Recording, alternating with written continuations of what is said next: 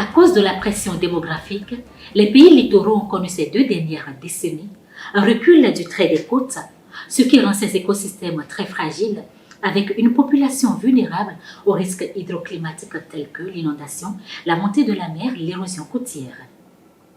C'est donc pour concevoir une stratégie globale pour faire face à cette dégradation de plus en plus prononcée du milieu naturel et humain que le Bénin a abrité du 13 au 16 juillet 2022 la 8e session du comité régional de pilotage ici à Cotonou dans le cadre du projet WACA.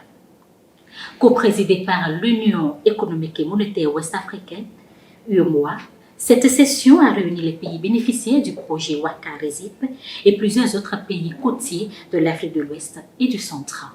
Mesdames, Messieurs, bonjour et bienvenue dans cette émission. Je reçois pour vous Monsieur Christophe Deguénon. Merci d'avoir accepté de nous accorder cet entretien. Merci. Vous vous occupez du secteur de l'environnement à la commission UEMOA. C'est bien cela? C'est bien cela, madame. D'accord. Et depuis que vous êtes à la tête du secteur de l'environnement, du département de l'agriculture, des ressources en eau et de l'environnement, quelles sont vos joies et vos peines face à l'immensité et à la complexité de la tâche?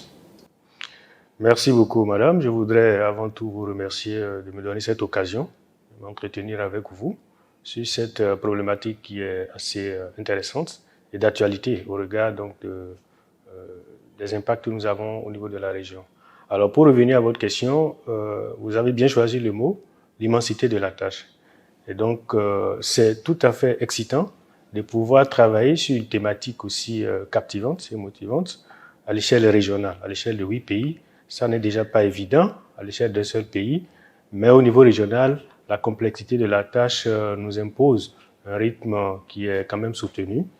Et c'est quand même toute une joie de pouvoir travailler et de contribuer à l'intégration. Les questions environnementales, les problématiques environnementales de façon générale ne connaissent pas les frontières. Donc c'est un plaisir de pouvoir avoir l'occasion à un niveau régional de travailler sur ces questions-là. Donc je ne parlerai pas de peine, mais je dirais plutôt notre satisfaction et notre joie de pouvoir apporter notre petite contribution à la résolution de ces problèmes au niveau régional. Alors, vous pilotez le secteur de l'environnement et le siège de l'UEMOA est au Burkina Faso, un pays sahélien. C'est un choix stratégique alors que nous parlons des pays côtiers. Alors, l'UEMOA, comme vous le savez, son slogan, c'est 8 pays, un destin commun. Et l'UEMOA promeut l'intégration entre aussi bien les pays sahéliens que les pays côtiers. Et le Burkina Faso se trouve être au centre de ce processus d'intégration parce que c'est le pays de l'espace UEMOA qui a le plus grand nombre de frontières avec les autres pays de l'espace UEMOA. Donc c'est tout à fait bien choisi d'avoir le siège de toutes les institutions de l'UEMOA à Ouagadougou. Mais je vous rassure que c'est pour mieux travailler au brassage et à l'intégration au niveau régional. Donc depuis Ouaga, nous essayons de couvrir tous les pays de l'UEMOA et de couvrir tous les chantiers qui intéressent l'intégration au niveau régional. Alors revenons-en à l'objectif qui nous réunit. Il s'agit bel et bien de la protection du littoral, qui est donc un impératif au regard des nombreux dommages créés par l'avancée de la mer, l'érosion côtière, la pollution marine, etc. Quelle est la partition que joue l'UEMOA dans ce projet intégré et intégrateur par excellence? Merci bien, madame. L'UEMOA, conformément donc aux orientations des plus hautes autorités de l'espace, je parle des chefs d'État, qui ont adopté en 2008 le programme de la politique commune d'amélioration de l'environnement, qui est le creuset fédérateur au niveau régional pour travailler sur l'harmonisation et la coordination des interventions en matière d'environnement. Et bien avant cette adoption formelle de cette politique-là, nous avons été instruits par les plus hautes autorités au niveau de l'UEMOA de travailler sur la gestion des risques côtiers, comme vous l'avez dit, qui est un vecteur d'intégration par excellence. Et donc, il avait été lancé depuis 2005-2007, le programme régional de lutte contre l'érosion côtière, pour mettre au cœur la problématique de lutte contre de gestion des risques côtiers de façon générale et particulièrement de l'érosion côtière. Donc, la commission de l'UEMOA travaille aux côtés des États sur cette thématique-là pour mobiliser les ressources, renforcer les connaissances et renforcer le dialogue et la coordination pour que les interventions se fassent dans une bonne complémentarité au niveau régional. D'accord. Et depuis 2018, 6 pays ont bénéficié de l'appui de la Banque mondiale, de l'UICN, de l'UEMOA et d'autres institutions financières pour lutter contre l'érosion côtière. Il s'agit du Bénin, du Togo, de la Côte d'Ivoire, de la Mauritanie, du Sénégal et Sao Tomé-Principe. Et quand nous prenons le projet WACA, nous avons 4 composantes. Quelle est la vôtre alors? Merci bien, madame. Comme je le disais tantôt, ce programme WACA, pour juste rappeler l'historique de la naissance du programme WACA, il a été construit sur les acquis du programme régional de lutte contre l'érosion côtière de l'UEMOA, comme j'étais en train de vous l'indiquer tout à l'heure. Et dans la démarche de renforcer l'intégration régionale, ce programme a une composante qui est justement consacrée à l'intégration régionale. Et cette composante-là est mise en œuvre au niveau de l'UEMOA, bien évidemment en collaboration avec les autres partenaires que vous avez cités tantôt, l'UICN, la Convention d'Abidjan, le Centre de suivi écologique, pour travailler globalement sur 4 éléments.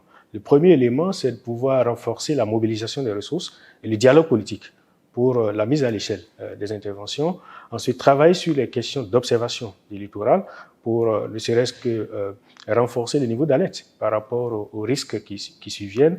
Ensuite, travailler sur la réglementation au niveau régional en collaboration justement donc avec la Convention d'Abidjan, qui est la convention au niveau multilatéral, qui travaille sur cette thématique-là au niveau de notre région. Et enfin, pouvoir orienter un certain nombre d'appuis techniques pour accompagner les pays dans la mise en œuvre du projet, des investissements au niveau pays, à travers la mobilisation, par exemple, de l'ingénierie côtière au niveau régional, en faisant jouer un peu l'économie d'échelle. Donc voilà ce que nous faisons au niveau régional dans le cadre de la mise en œuvre de ce grand programme WACA. Monsieur Degueno, vous savez que les catastrophes naturelles ne préviennent pas. On peut se lever un jour et se retrouver avec l'eau dans sa chambre où c'est la haute marée. Et depuis 2018 que ce projet est mis en œuvre, nous avons constaté que les travaux tardent à démarrer. Nous ne retrouvons rien de façon concrète. Quand je parle de façon concrète, le matériel, les ouvrages ne sont pas encore construits. Qu'est-ce qui explique ce retard dans l'évolution des travaux? Alors, comme vous l'avez dit, je voudrais bien emprunter vos mots. Ces phénomènes-là ne préviennent pas souvent et c'est des catastrophes qui ont des impacts quand même assez importants au niveau régional. Et justement, le caractère quelque peu aléatoire de ces impacts que nous avons là commande à ce qu'on ait un peu plus de prudence quand on veut construire des infrastructures. Parce que le continuum du littoral fait que quand on ne dimensionne pas bien l'intervention à un point précis, on cause plus de dommages à un autre point du littoral. Comme donc, ce qui s'est passé avec nos amis togolais qui ont installé les épis au niveau de Hilakonji. Absolument. Donc cela impose d'avoir une bonne coordination. Plutôt Hilakonji, c'est le Bénin. Je pense qu'on se comprend bien. Alors, c'est justement ce qui impose la nécessité d'une bonne coordination au niveau régional. Et une bonne coordination également dans la préparation des investissements. Donc, il faut prendre le temps. C'est vrai, les populations sont impatientes. On est tous impatients de voir la réalisation des ouvrages pour enfin sortir de ces phénomènes-là. Mais quand on ne se donne pas un minimum de temps également pour préparer les investissements, j'ai bien peur qu'on ne puisse trouver une solution ou mettre en place des infrastructures qui ne vont pas durer dans le temps. Donc, ce temps d'attente est nécessaire pour préparer justement les investissements. Et je peux vous rassurer que actuellement, l'essentiel des études sont bouclées. Eh bien, les travaux ont démarré par endroits. Et donc, on espère tous, avec le bon rythme que nous voulons impulser à la réalisation des travaux, que d'ici quelques mois, les populations puissent trouver satisfaction dans la réalisation de ces ouvrages. Vous avez quand même mis de l'eau à la bouche des populations en leur annonçant la bonne nouvelle. Nous sommes là pour construire les ouvrages. Nous sommes là pour vous permettre de lutter contre l'érosion côtière, contre l'avancée de la mer. Pourquoi ne pas avoir fait d'abord les études techniques de faisabilité avant d'annoncer ce projet? Alors, je veux dire, la démarche de mobilisation des ressources fait que si on doit attendre de réaliser toutes les études, d'abord, on risque de perdre davantage le temps pour pouvoir aller vers les ouvrages. Alors, c'est une façon de se mettre une douce pression pour qu'on puisse aller vers la réalisation des investissements, mais toujours pour accompagner les populations dans cette attente. Je pense qu'il y a un certain nombre d'activités que nous avons, dans le cadre du projet, développées, des activités génératrices de revenus, un certain nombre d'investissements sociaux pour accompagner justement les populations et les accompagner, j'allais dire, dans cette attente pour que nous puissions aller beaucoup plus calmement et sereinement vers l'identification de la bonne solution pour lutter efficacement contre les risques côtiers. Alors, ces pays qui ont bénéficié du projet WACA détiennent quand même un montant colossal. Je n'ai pas la précision du montant, c'est des milliards quand même. Et vous avez un œil de suivi. Est-ce que vous pensez que les études de techniques de faisabilité qui ont été faites vont vraiment permettre aux ouvrages de durer dans le temps? Je prends par exemple 50 ans, pourquoi pas? Alors, c'est pour ça aussi parce que l'expertise, pour ces genres d'ouvrages-là, l'expertise ne coupe pas les rues. Donc, parfois, même pour aller sélectionner les bonnes entreprises, ça demande de s'investir.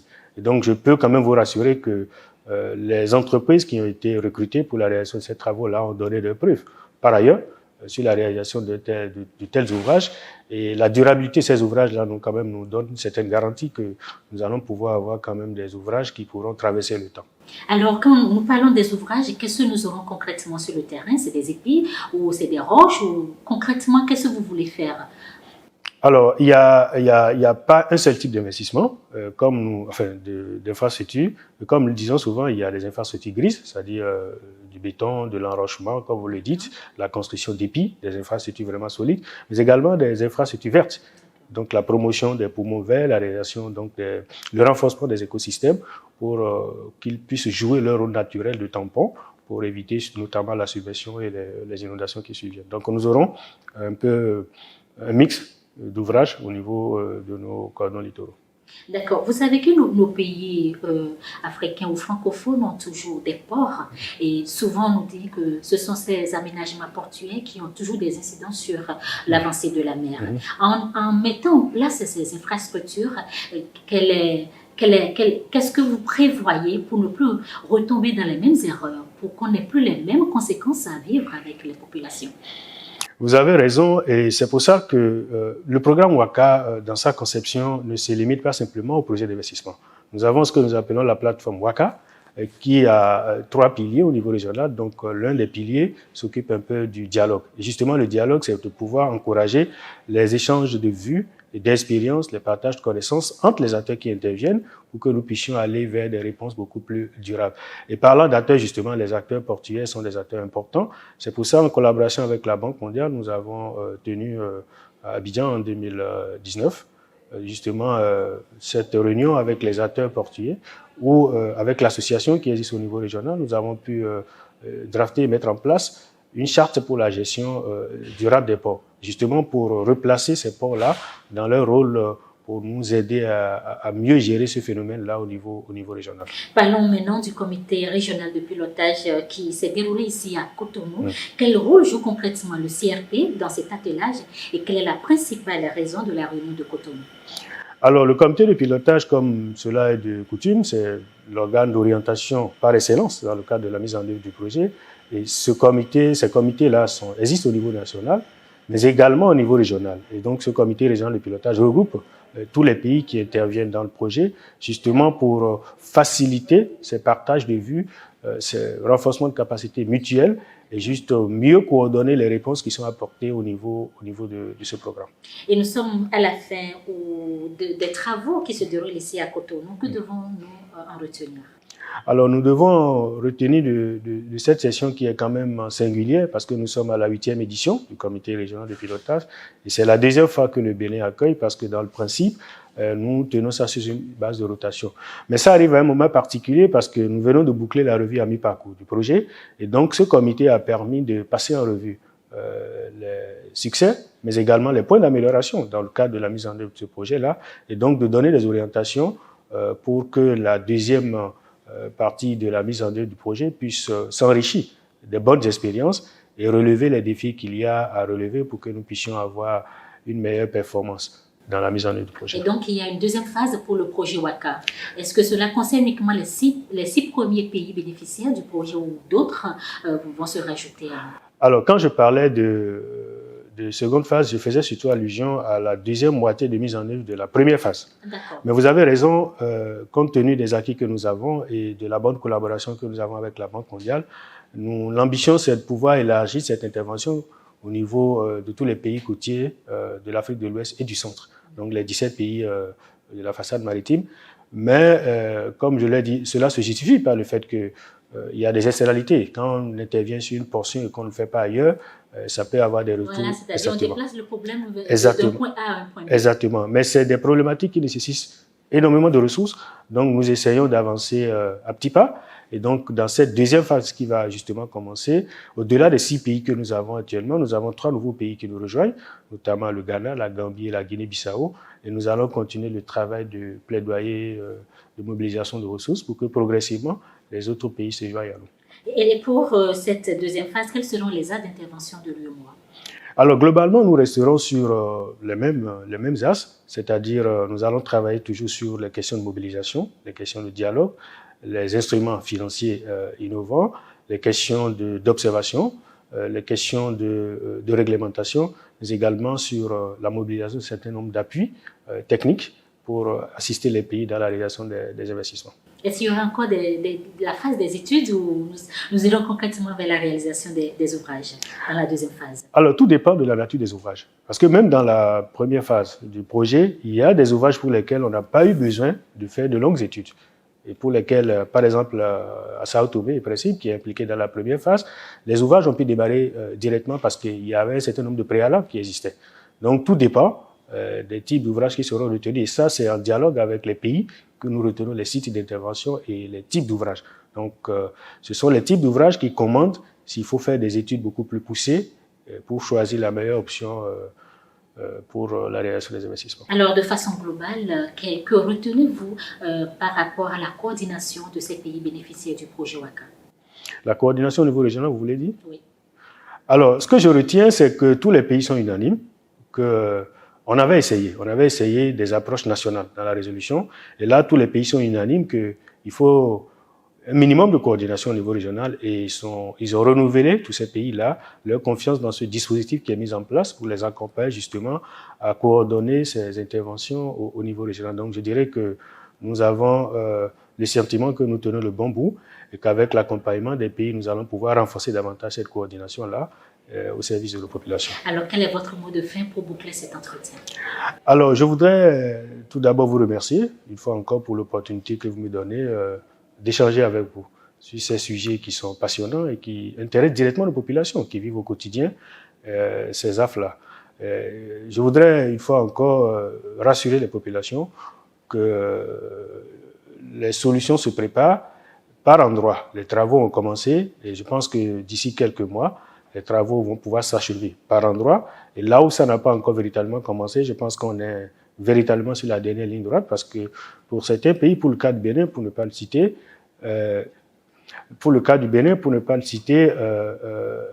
il y a déjà le processus d'indemnisation des populations qui a commencé. Et justement, c'est la dernière phase pour préparer l'intervention en termes de réalisation des infrastructures.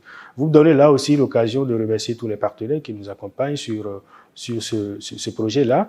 Déjà, les acteurs au niveau régional, je parlais de l'Union internationale pour la conservation de la nature, notre partenaire depuis le PRELEC, qui nous accompagne toujours, le Centre de suivi écologique, la Convention d'Abidjan, mais également le réseau des aires marines protégées d'Afrique de l'Ouest, RAMPAO, le programme régional marin et côtier, PRCF. Dans tous les cas, les partenaires sont nombreux.